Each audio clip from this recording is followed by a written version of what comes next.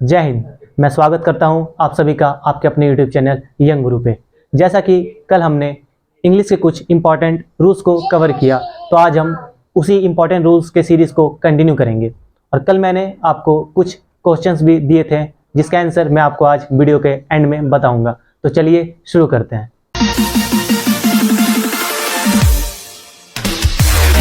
ये है हमारा पहला रूल। पहला रूल कहता है कि two parts forming instruments always takes plural verb.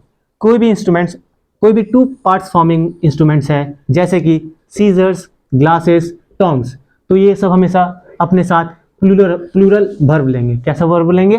Plural verb. जैसा कि हम एग्जांपल से समझते हैं, scissors are used to cut. Scissors, यहाँ एक ही कैंची की बात हो रही है, लेकिन इसके साथ वर्ब हमेशा क्या लगेगा? प्लूरल, जो कि आर। सेम एग्जांपल सेकंड में हम देखेंगे, your glasses are good. Glasses, यहाँ चश्मा है जो कि एक है, लेकिन क्योंकि ये टू पार्ट्स फॉर्मिंग इंस्ट्रूमेंट्स है इसलिए इसके साथ हमेशा प्लूरल वर्ब का यूज होगा, इसलिए यहाँ पर वर्ब आर का यूज हुआ है। ये एक बहुत ही इंपॉर्टेंट रूल है, ये रूल आपको हमेशा माइंड में रखना है। अभी तक आप हो सकता है कि इन चीज़ों को गलत यूज करते आ रहे होंगे। सीजर्स के साथ हमेशा आर का यूज करना है, ग्लासेस के साथ हमेशा आर का यूज करना है। ठीक है, ठीक है ना भाई? ठीक है, तो ये क्वेश्चन आपके लिए क्वेश्चन है, your sunglasses is very costly. तो आपको एरर पता चल गया होगा कि क्योंकि यहाँ पर ग्लासेस है तो यहाँ इज ना होकर यहाँ आर होगा, इसलिए हमारा पार्ट बी इनकरेक्ट है। यहाँ इज ना होकर आर होगा। अगर आपसे क्वेश्चन बना तो बहुत बढ़िया, अगर नहीं भी बना तो आप सैड मत होइए, क्योंकि आगे और भी बहुत सारे रूल्स बचे हुए हैं। तो ये है हमारा second rule. Second rule first rule का ही एक्सटेंशन है। क्यों? क्योंकि इसमें बोला गया है कि कभी भी अगर टू पेयर ऑफ इंस्ट्रूमेंट्स अगर वर्ड पेयर ऑफ के साथ आते हैं, किसके साथ आते हैं? पेयर ऑफ, तो ये हमेशा सिंगुलर वर्ब लेंगे। कैसा वर्ब लेंगे? Singular verb. जैसे हम एग्जांपल से समझते हैं, my pair of spectacles is expensive. यहाँ पर spectacles to parts forming instruments है, लेकिन क्योंकि यहाँ पर वर्ड पेयर ऑफ के साथ आ रहा है इसलिए वर्ब हमेशा सिंगुलर होगा, इसलिए यहाँ आर ना यूज होके इज यूज हुआ है। ये आपको याद रखना है, ये फर्स्ट रूल का ही एक्सेप्शन केस है। तो ये क्वेश्चन आपके लिए क्वेश्चन है, a pair of scissors cost ₹30। तो आपको बताना है कि किस पार्ट में एरर है। तो जैसा कि आपको आंसर मिल चुका होगा कि पार्ट बी में एरर है। क्यों? क्योंकि आपको पता है अकॉर्डिंग टू रूल जब भी वर्ड पेयर ऑफ के साथ आएंगे तो वर्ब हमेशा सिंगुलर होंगे। तो क्योंकि ये सिंपल प्रेजेंट में है तो सिंगुलर में कोस्ट V5 देना इंपॉर्टेंट है, तो यहाँ कोस्ट ना होके कोस्ट होगा, इसीलिए पार्ट बी इनकरेक्ट है। तो जिनका जिनका आंसर मिला कमेंट सेक्शन में बताना ना भूले। चलिए तीसरे रूल की तरफ। तो ये है हमारा तीसरा रूल। तीसरा रूल कहता है कि use V1 after infinitive to. कभी भी अगर सेंटेंस में आपको इंफिनिटिव टू दिखे तो हमेशा आप वर्ब का पहला फॉर्म यूज करें। मैं एक बार और बोलता हूं कि कभी भी आपको सेंटेंस में इंफिनिटिव टू दिखे तो आपको हमेशा वर्ब का पहला फॉर्म यूज करना है। तो चलिए एग्जांपल से समझते हैं, he is stretching to make his body flexible. तो यहाँ पे आप देख सकते हैं कि हमारे सेंटेंस में टू आया है, तो इसके जस्ट बाद हमेशा V1 होगा, और यहाँ पर V1 है इसलिए सेंटेंस करेक्ट है। सेकेंड एग्जाम्पल से समझते हैं, Ravi is trying to solve the problem. यहाँ पे भी हमें जैसे ही टू दिखा तो हमें ये ध्यान में आ जाना चाहिए कि उसके जस्ट बाद हमेशा V1 का यूज होगा, और यहाँ पर V1 ही है, तो ये सेंटेंस भी करेक्ट है। तो ये सवाल आपके लिए सवाल है, I am trying to finding an investor from abroad.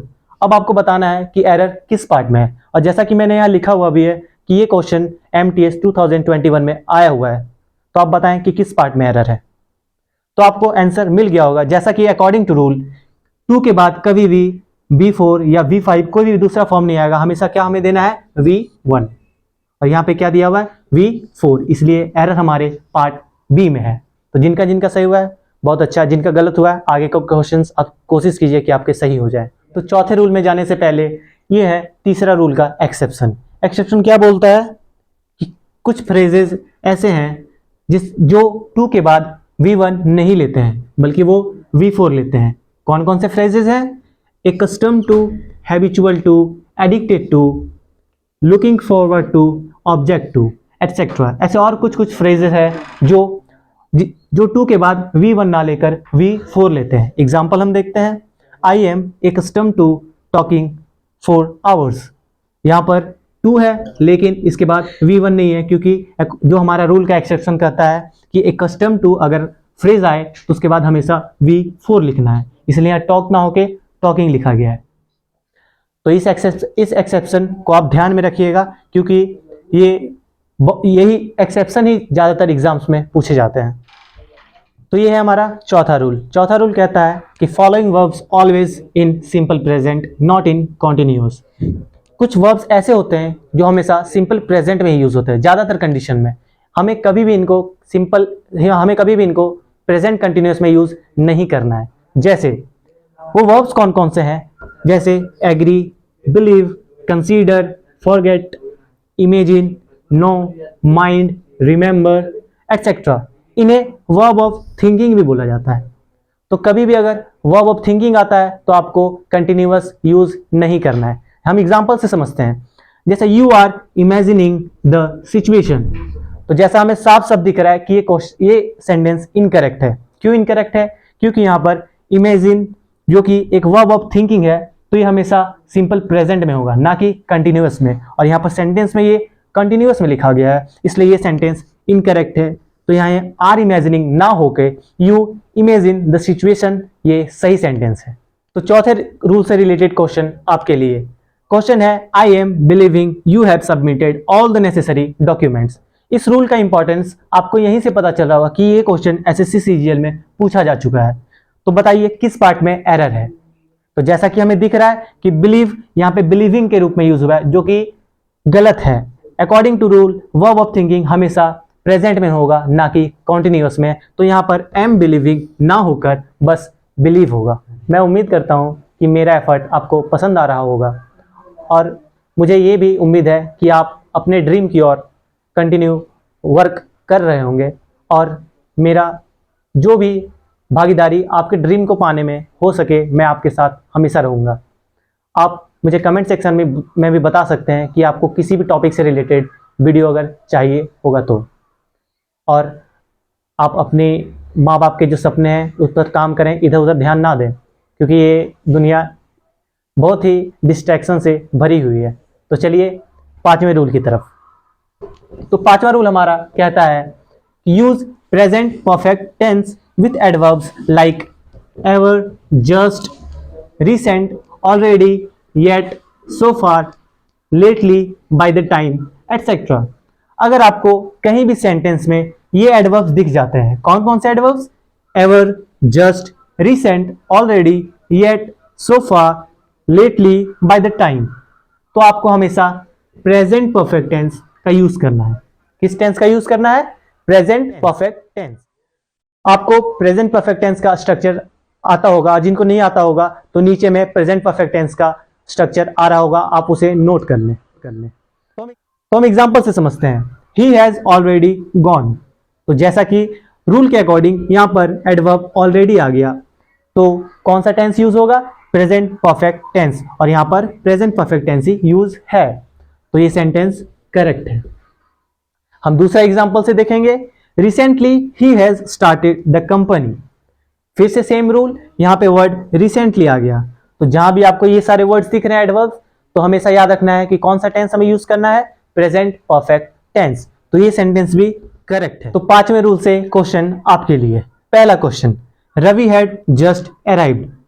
तो जैसे ही आपको जस्ट वर्ड दिखा तो आपके माइंड में ये बात आ जानी चाहिए कि हमें इस एडवर्ब के साथ प्रेजेंट परफेक्ट टेंस का यूज हुआ है। तो क्या यहाँ प्रेजेंट परफेक्ट टेंस है? जी नहीं, यहाँ पर प्रेजेंट परफेक्ट टेंस नहीं है। इसलिए किस पार्ट में एरर है? एरर पार्ट ए में है। यहाँ हैड ना होकर, क्योंकि रवि यहाँ पर सिंगुलर है, तो यहाँ पर हैज होगा। तो जिन जिनका क्वेश्चन सही हुआ है कमेंट सेक्शन में जरूर बताएं, और जिनका नहीं सही हुआ है दूसरे क्वेश्चन को सही करने की कोशिश करें। तो हमारा दूसरा क्वेश्चन है, राहुल हैज ऑलरेडी वेंट। अब आपको बताना है कि किस पार्ट में एरर है। तो आपका आंसर मिल गया होगा कि एरर हमारे पार्ट सी में है, क्योंकि कंसेप्ट यही कहता है कि ऑलरेडी एक ऐसा एडवर्ब है जिसके साथ हमें प्रेजेंट परफेक्ट टेंस का यूज करना है। तो प्रेजेंट परफेक्ट टेंस के स्ट्रक्चर में हमेशा हमें वर्ब का तीसरा फॉर्म लगाना है, लेकिन यहाँ पर वेंट है जो कि V2 है, तो यहाँ वेंट ना होके क्या होगा, गॉन। तो जैसा कि कल मैंने आपको 4 सवाल बनाने को दिया था, तो उसके आंसर्स कुछ इस तरह हैं। पहला सवाल है Rahul and not his friends were absent. तो अकॉर्डिंग टू रूल जहां भी आपको एंड नॉट दिखता है सेंटेंस में, तो वर्ब हमेशा फर्स्ट सब्जेक्ट के अकॉर्डिंग होगा। तो यहाँ पर फर्स्ट सब्जेक्ट राहुल है जो कि एक सिंगुलर है, तो वर्ब भी सिंगुलर होगा, तो यहाँ वर ना होके वॉज होगा, इसीलिए पार्ट सी में एरर है। Second question, the number of soldiers is increasing. ये सेंटेंस 100% करेक्ट है, इसलिए इसका आंसर डी होगा। Question number 3, not only Rahim but also his family members is coming. तो जैसा कि मैंने आपको रूल में बताया था कि अगर आपको सेंटेंस में नॉट ओनली बट ऑल्सो दिखे तो हमेशा वर्ब जो होगा वो सेकंड सब्जेक्ट के अकॉर्डिंग होगा, और क्योंकि यहाँ second subject his family members है जो कि एक प्लूरल है, तो वर्ब भी हमेशा प्लूरल होगा, इसलिए इज ना होके यहाँ पर आर होगा जो कि पार्ट सी में है। हमारा चौथा और last question, she is a 15 years old girl. तो जैसा कि मैंने आपको रूल में बताया था कि कभी भी अगर कंपाउंड वर्ड एडजेक्टिव के रूप में यूज हो रहा है, क्योंकि यहाँ पर 15 ईयर यह एडजेक्टिव के रूप में हो रहा है उम्र के लिए, तो ये कभी भी 15 ईयर्स नहीं होगा, इसलिए यहाँ ईयर्स की जगह ईयर होगा। तो पार्ट सी इसका आंसर है। तो जिन जिनका 4 में से 4 क्वेश्चन सही हुआ है वो कमेंट सेक्शन में बताएं, और जिनका नहीं भी हुआ है वो बताएं कि आपको किस जगह पर प्रॉब्लम आ रही है, मैं कोशिश करूंगा उस प्रॉब्लम को सॉल्व करने का। तो आज के इंपॉर्टेंट रूल्स से आपके लिए ये क्वेश्चंस। पहला question, a pair of tongs are used by him. Second question, he had just completed the work. Third question, I am knowing you. And the last question, you are habitual to drink. आपको बताना है कि किस part में error है। अगर आपको किसी भी पार्ट में एरर नहीं मिल रहा है तो आप ऑप्शन डी को सेलेक्ट करें, और कमेंट सेक्शन में बताना ना भूलें कि आपके कितने क्वेश्चन सही हो रहे हैं। अगर आपको हमारा एफर्ट अच्छा लग रहा हो तो हमें सपोर्ट करें। आपका सपोर्ट हमें मोटिवेट करता है कि हम और ज़्यादा से ज़्यादा आपके लिए कुछ कर सकें। तो चलिए आज के लिए बस इतना ही, मिलते हैं आपको नेक्स्ट वीडियो में, तब तक के लिए जय हिंद।